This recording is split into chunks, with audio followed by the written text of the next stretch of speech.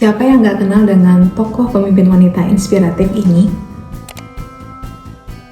Ya, dia adalah Jacinda Kate Laurel Ardern atau dikenal dengan Jacinda Ardern. Dia adalah mantan Perdana Menteri Selandia Baru yang menjabat mulai bulan Oktober 2017 sampai dengan Januari 2023. Ia adalah salah satu tokoh pemimpin terpilih termuda dalam sejarah, salah satu dari 2 Perdana Menteri yang melahirkan saat menjabat, serta satu-satunya pemimpin yang membawa bayi ke dalam sidang PBB. The past system doesn't incorporate that into the way it works, but the outcome is the same. We now have 95% vaccinated plus a number more who will have built some immunity from the illness itself. Hai, saya Ike Harmelia. Saya mengajak kalian calon leaders untuk meneladani dan mempelajari gaya kepemimpinan Jacinda Ardern.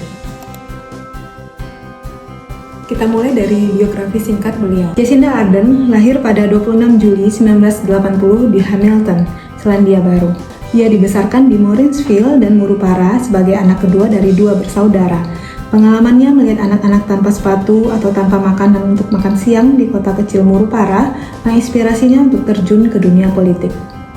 Disadur dari tirto.id dan Wikipedia, perjalanan karir politik Jacinda Ardern dimulai sejak dia berusia 17 tahun, di mana ia bergabung dengan Partai Buruh di Selandia Baru.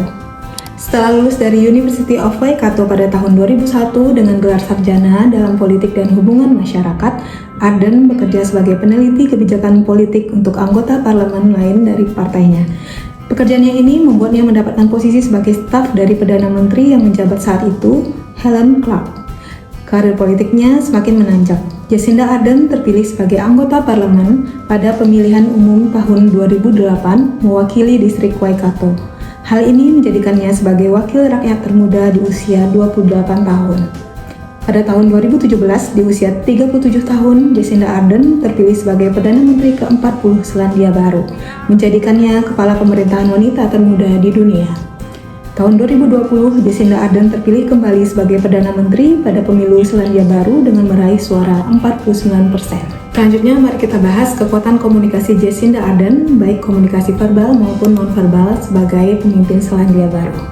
Dalam setiap era kepemimpinan yang sejati selalu berakar pada satu hal, yaitu komunikasi. Komunikasi seorang leader tidak hanya sekedar berbicara, tetapi juga seni untuk terhubung, meyakinkan, menggerakkan hati serta pikiran orang-orang yang dipimpinnya. Berikut komunikasi verbal yang dilakukan oleh Jacinda Ardern waktu dia sebagai leader. Pada saat dilaksanakannya sholat Jumat pada tanggal 15 Maret 2019, terjadi serangan teroris yaitu penembakan di Masjid Al-Nur dan Masjid Linwood di Christchurch, Selandia Baru. Pelakunya adalah Brenton Harrison, pria usia 28 tahun asal Australia. Di hari yang sama pasca tragedi penembakan Christchurch tersebut, Jacinda Ardern menyampaikan beberapa poin penting dalam pidatonya. Ardern menyatakan dengan tegas bahwa tindakan penembakan tersebut merupakan terorisme. Hal ini menunjukkan keseriusan Ardern atas sifat kejahatan yang terjadi. Yang kedua, Ardern menunjukkan empati dan solidaritasnya kepada umat muslim, terutama kepada korban serangan. Dia menyatakan dan menekankan dalam pidatonya menggunakan kata-kata "they are us". Hal ini menekankan bahwa korban serangan merupakan bagian dari Selandia Baru, terlepas dari latar belakang mereka. Yang ketiga, Ardern menolak memberikan ketenaran kepada pelaku serangan terorisme.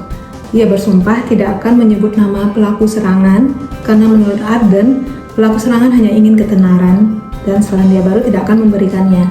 Ardern lebih mendorong masyarakat untuk mengingat nama korban daripada nama pelaku.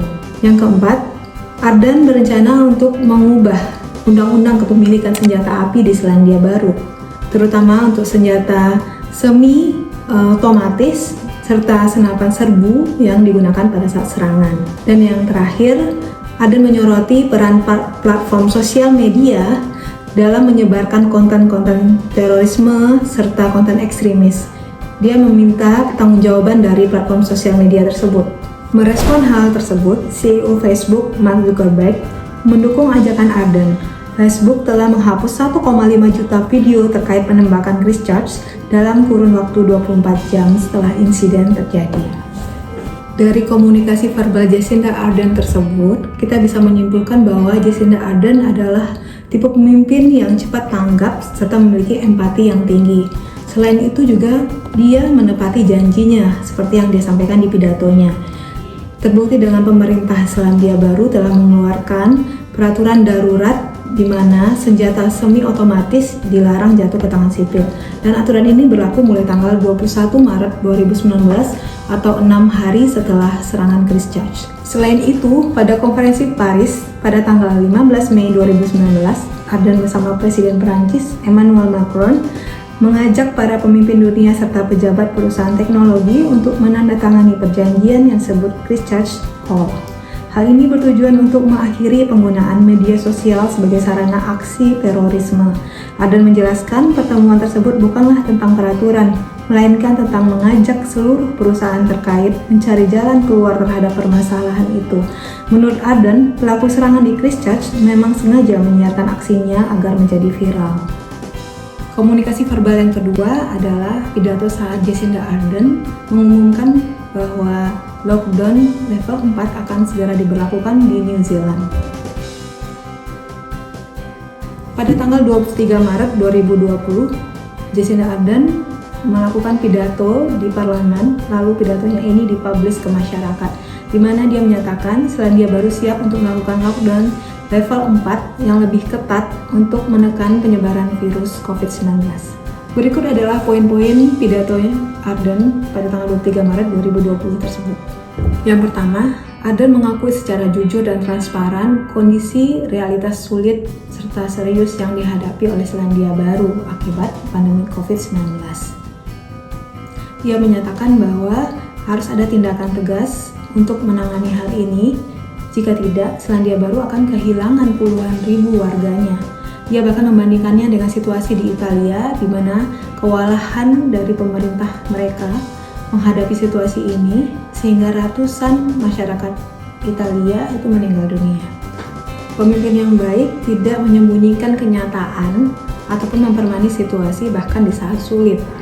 Kejujuran Ardern untuk menyampaikan situasi yang sebenarnya kepada masyarakat, menyampaikan risiko dari yang tidak bisa dikendalikan kepada masyarakat justru membangun kepercayaan publik. Hal ini menunjukkan bahwa Ardern berani menghadapi kenyataan. Yang kedua, Ardern mengumumkan keputusan kabinet untuk meningkatkan status dari level siaga 3 menjadi level 4 dalam waktu 48 jam, sehingga memberikan langkah yang signifikan pembatasan kegiatan dari warga Selandia Baru.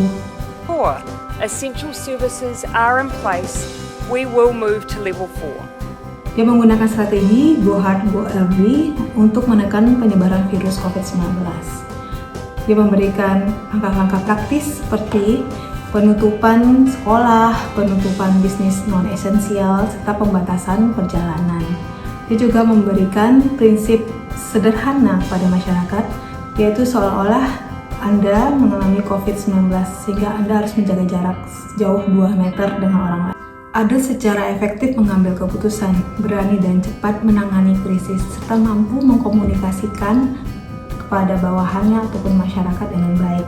Dia juga tidak memberikan langkah-langkah yang sulit dimengerti, namun lebih ke langkah konkret serta bisa memberdayakan masyarakat untuk bisa berkontribusi dalam upaya nasional. Yang ketiga, Jacinda Ardern selalu bersifat konsisten menyerukan persatuan serta tanggung jawab bersama. Dia mengatakan bahwa kita semua sedang bersiap melakukan isolasi diri sebagai bangsa, dan tindakan Anda untuk berkontribusi sangat penting untuk menekan penyebaran COVID-19. Pada akhir pidatonya, dia menguatkan warganya dengan mengatakan, "Jadilah kuat, kita semua bisa melaluinya. Tetapi jika kita bersatu, jadilah kuat dan bersikaplah baik." Ardern menetapkan visi yang jelas serta strategi yang mudah dimengerti. Dia tidak hanya menyuruh dan menyerukan lockdown, tapi dia juga menjelaskan kenapa lockdown itu penting, manfaatnya apa, dan langkah-langkahnya seperti apa. Dia juga memberikan semangat dan motivasi kepada warga negaranya sehingga bisa bersatu melawan pandemi COVID-19. Selandia Baru di bawah kepemimpinan Jacinda Ardern yang cepat tanggap berhasil melewati situasi krisis pandemi COVID-19. Hal ini dibuktikan dengan angka kasus dan kematian karena COVID-19 di Selandia Baru sangat rendah. Karena penekanan virus yang efektif, Selandia Baru dapat mencabut pembatasan lebih cepat dan pengembalian kehidupan sosial dan ekonomi ke kondisi yang hampir normal untuk periode yang lebih lama dibandingkan dengan banyak negara lain. Setelah tadi kita bahas komunikasi verbal Jacinda Ardern, kita masuk ke komunikasi nonverbal Jacinda Ardern sebagai leader.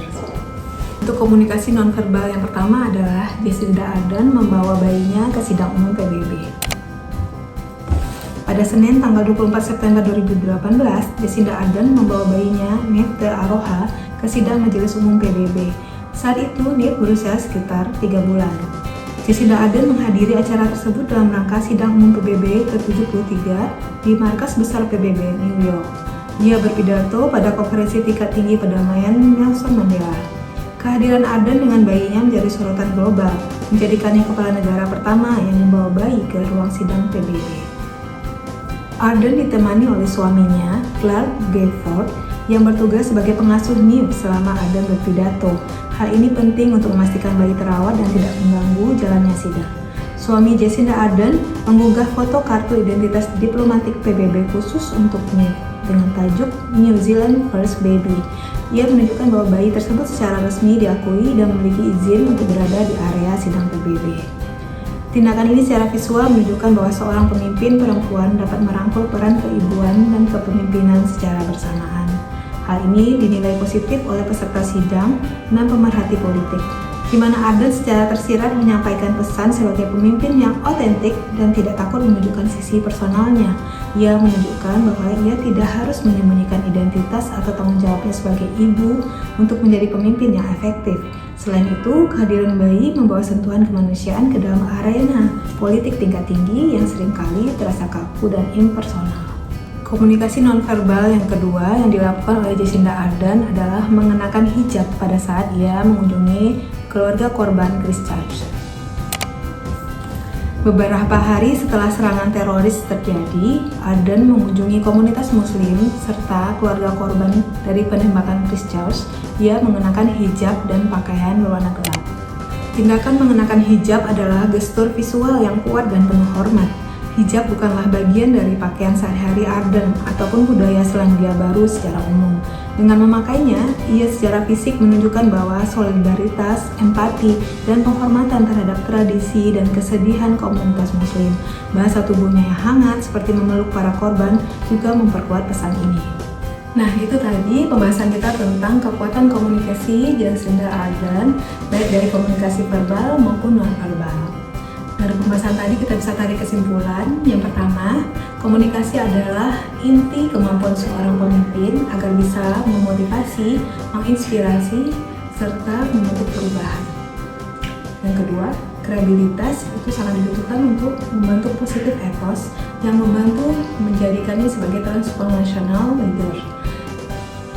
Dari Jacinda Ardern kita belajar bahwa menggunakan komunikasi untuk menginspirasi perubahan, membangun kepercayaan, menggunakan empati, serta membangun integritas itu menjadikannya sebagai good leader. Sekian pembahasan saya kali ini, semoga pembahasan tadi bisa bermanfaat dan menjadi inspirasi bagi kita semua. Sampai jumpa!